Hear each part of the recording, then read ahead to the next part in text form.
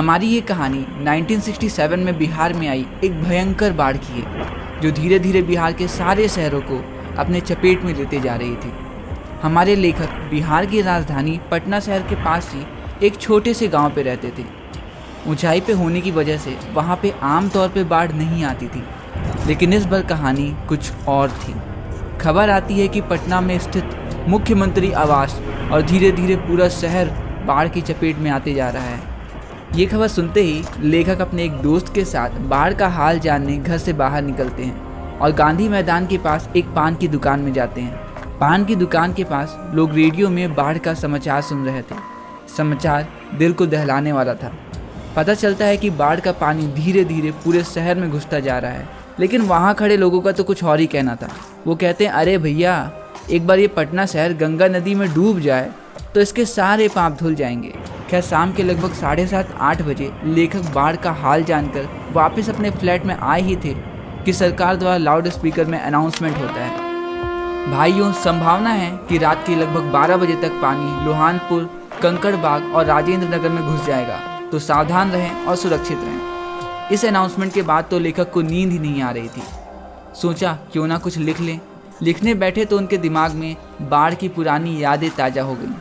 उन्हें याद आता है कि कैसे 1943 में जब मनिहारी में बाढ़ आई थी तो मैं और मेरे गुरुजी एक नाव में केरोसिन ऑयल, दिया, माचिस और दवा लेकर लोगों की मदद करने गए थे। और 2 साल बाद जब 1949 में महानंदा नदी में बाढ़ आई थी तो हम कैसे घायलों और बीमारों को कैंप ले जा रहे थे।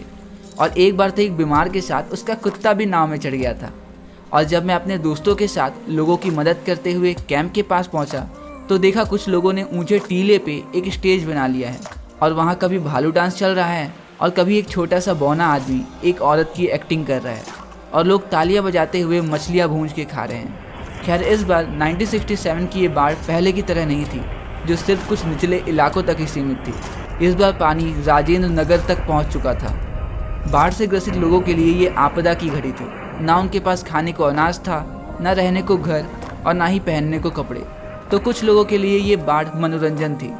ऐसा ही एक परिवार नाव में सज धज के ऐसे घूम रहा था जैसे कश्मीर की वादियाँ हों। एक तरफ तो एक लड़की पत्रिका पढ़ रही थी तो दूसरी तरफ कोई नाव में ही कॉफ़ी बना रहा था और वहीं दूसरी तरफ रेडियो में गाना बजा रहे थे, हवा में उड़ता जाए मेरा लाल दुपट्टा।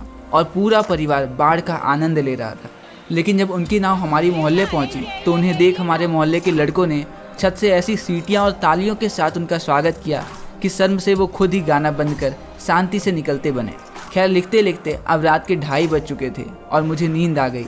लेकिन लोगों के शोर से सुबह 5 बजे जब मेरी नींद खुली तो देखा चारों ओर पानी भर आया है। मैंने बचपन से ही बाढ़ देखी है, लेकिन इतनी भयंकर नहीं जिससे सिर्फ 2 घंटों में पूरे गाँव में पानी भर जाए। तो बस यहीं पे ख़त्म होता है हमारा चैप्टर इस जल प्रलय में। मिलते हैं अगले वीडियो में अगले चैप्टर के साथ। तब तक के लिए दीजिए मुझे इजाज़त। नमस्कार।